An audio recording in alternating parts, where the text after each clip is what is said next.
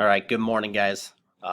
This is going to be the Thursday directions and also the Friday directions for the online students. So what you're going to be doing here is the school wants us to kind of look at the online library and kind of be comfortable with using it for us. So what we're going to do is we're going to click on the link.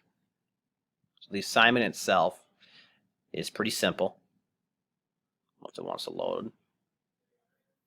We're basically just going to be looking at the different attachments. So on the Park Rapids area online library, what we're going to be able to see here is something like this when you click on the link.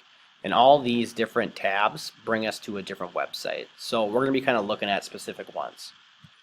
I'll just go through the directions real quick. So for each one of these, so for example, if I click on this one here, citation machine, for each one of these, you're going to answer 2 questions. So on a Google Doc, you will start off with, it'll say, what's the website name? You'll say citation machine. And then now what you're going to have to do is you're going to have to answer 2 questions. What does the website do? And how can this site help you at your time at Park Rapids Area High School?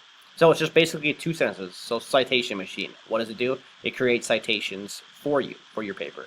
How can I use this? How can it help me? When I write papers in class, I can use this website to make bibliographies. Boom. Done. Moving on to the next one. All right, so it's simple as that. Online, people make sure we're going to do there's 43 total. I'm just going to have you guys do 15 today and then 15 tomorrow. So when you turn it in on Friday, you'll have 30 different website names down, and you'll be answering the question for each one.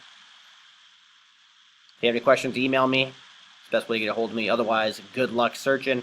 And again, it's just to kind of make sure that you guys are comfortable using these resources for this year, and obviously when you guys get older, making sure you have all those resources available to you and you know how to use them. Have a good one.